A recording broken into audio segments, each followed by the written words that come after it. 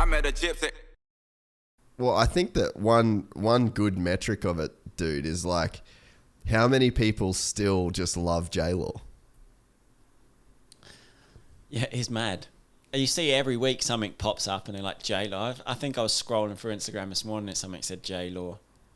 And I don't know what it was about, but he still pops up all the time. But I mean, you need to get him on the show because he must have some. I mean, talk about living in the moment like we was doing. Fuck, he must have some stories about what's going on that no one would even believe. Dude, I've heard like crazy, and not like nothing bad, you know, like you kind of hear some stuff like post racing or whatever. I talk to him all the time. Like I think it will happen at some point. We talk on Instagram. Like he's a fucking cool, nice guy. But like, yeah, just some of the stuff that I heard and like know it's true from his racing career is just fucking insane. Like, and how good that dude was to go out. Like, dude, do you remember when he showed up at Daytona on the 450 and almost beat Chad Reed? And like on the podium, he's just like, I really didn't want to beat Chad, man. Like that guy's my idol. Like I couldn't see myself beating Chad Reed. I'm just like, how the? Yeah, you think he actually pulled over, I think, and let him by. Yeah, because I think Chad was like pretty well in the championship that year too. Like something like that. He didn't want to get involved, did he? Yeah, Daytona's obviously like pretty pivotal round, but Daytona's bike week in America. So like you got Moxies and all those bars. Like, dude, that place is like a fucking cesspit for that race, man. Like, if you want to get in trouble at any week, I've never been. Oh, dude, it's terrible. Like, the years that I went, I was just like, fuck, boys, I'm out. This is too much for me. Like, as gnarly as you can imagine that a weekend is, like some of the clubs there, and you're just like, oh, fuck, even I've got my limits. No, I've never been to that one. I would like to go to Daytona and do the whole week, but no, I've not. I never went to that one. Do you remember, like, because JLAW was racing when you were racing there, right? Like, did you have any like crazy JLAW moments or? I can't remember which year he would have been. I guess he was on a 450 when I was there, wasn't he? Oh, maybe. He had the team. That was right. So I rode for, I think that was the year he started up his own team. Yep. And he was 450, but I never done much with him. Like I remember hanging out with him a couple of times. I think there was one party at Josh Hill's house, and then we ended up in a taxi, and then we ended up staying at I ended up staying at his house for some reason after. And he was living with Kyle Kraus at the time, I'm sure. But yeah, we was both in a taxi. We ended up both back there, but it was, I can't remember. There was a time like that, and then I think there was another time. He must have been friends with Hill that I'd first gone to America, and I'd been to the KTM workshop, which then I think become the J-Star one. Yep. Is that right or not? Yep. At the back of Temecula. Yep. And we were new, and then I was just driving my pickup, and we sort of pulled up. I'm not sure if we'd have pulled up or something. We was like new to the area, so we was trying to find out where to go. But then Josh Hill pulled up alongside us, and I think he had JLAW in the car, in the passenger seat, and like 4 birds cramped in the back of his truck. And he was like, they were just talking like they do in America, and they're like, "Oh, you're new here, like yeah, we heard like you should come over and hang out." So we were like, "All right." I can't remember. I think it was just me and Ed in the car. But anyway, we ended up at Josh Hill because that was when he had the big house. Yeah, that was kind of behind that workshop, eh? Yeah, just behind the workshop. Yeah. So Josh was there, and he was real nice to me the whole time we was in America. Like through everything, he helped us out a few times, and we'd go over to his. But he was obviously at the time where I think he was winning Supercross. So he was winning Supercross, and then he had that house, and he was like a legend at that time in his career. Like, I think he was obviously partying a little bit, but he was still winning.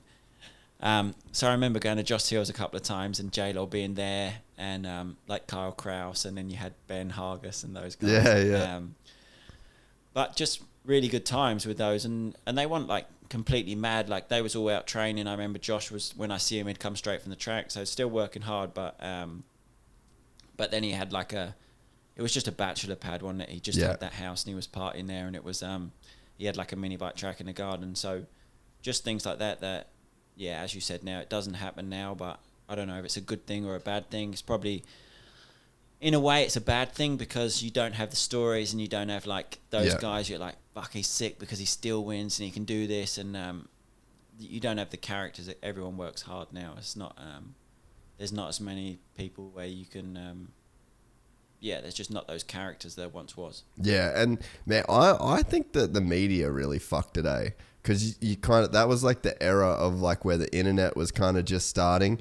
Because before it was, this is kind of like my fucking kooky theory on it anyway. It's like before you only had the media in terms of the magazines. It wasn't like every day shit was getting posted on Racer X. As soon as you started getting this era of, because like if you threw a big party in Temecula and like some shit went down or whatever, it's not like the very next day you could have some dickhead write about it and to use it because that would get the most clicks.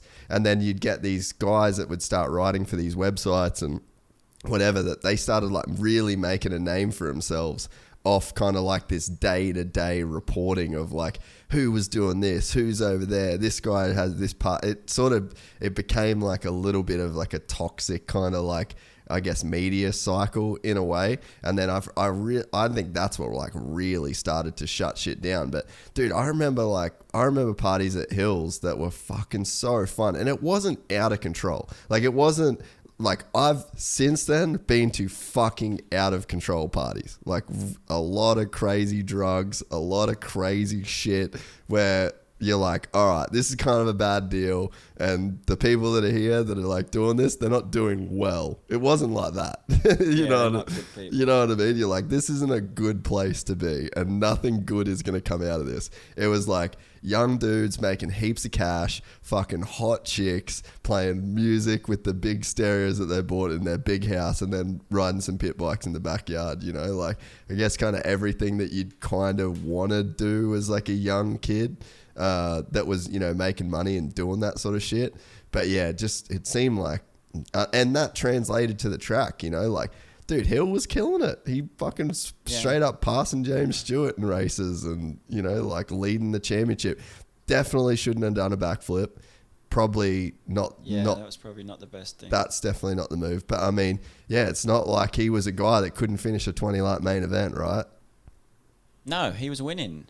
So, and I think a lot of the people then, that was the way they was always going to do it. You know, I don't think they maybe wouldn't have done as good if they went a different way about it. You know, you can't, he won at times when he was racing James Stewart and Chad Reed and Ryan Dungey winning races. It wasn't even as like he was winning a race. I know the guys are good now, but the level he was racing at was the best it's ever been. Yeah. It wasn't like it was just one time where like, oh yeah, but he could get away with that because of the people he was racing at that point in his career. No, they were the best. They were the best people.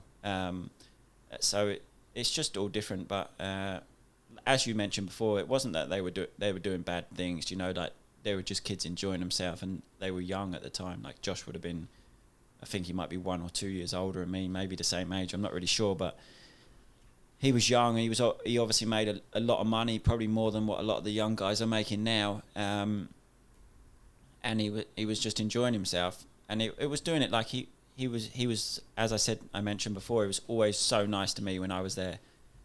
Invited us around because he was like, oh, you're new, and if you haven't got like not like friends, but like if you want to meet people, come over to mine. Like we're always hanging out. So there was no bad intent in anything they done. I even remember one party I went to. It was the GP. It was the US GP at Glen Helen. Yeah.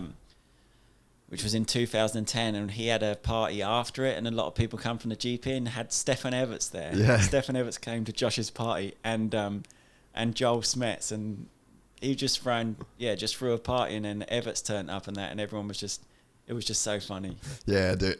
Just like you wouldn't picture it that Everts was at Josh Hill's party, but it happened. Well, dude, and that's just the thing, like I said this, but anyone that hated on Josh Hill back in the day, like they lost out because he's the coolest motherfucker. Like to this day, I don't know many people that are cooler than him. That's just like talented on a dirt bike and just nice as hell. you know, just the nicest, coolest guy to be around. It was the same story. Like, I remember, it's funny you said Ben, man. Shout out to Ben Hargis. He's like one of the good dudes. Do you still talk to him much? Yeah, Ben and Andrew. Remember Andrew used to live with me. Yeah. I haven't spoke to Diaz. No, I don't talk to. I haven't spoken. No, to I Diaz don't speak in to Ben ages. too much. I speak to Andrew every now and again, and I still obviously have Ben on Instagram, Andrew on the Instagram, but I see they're both doing well, really well. If you enjoyed this content, please like and subscribe. And to listen to the full 3-hour podcast, search Gypsy Tales in your favorite podcast platform or click the link in the description below. Gypsy Gang.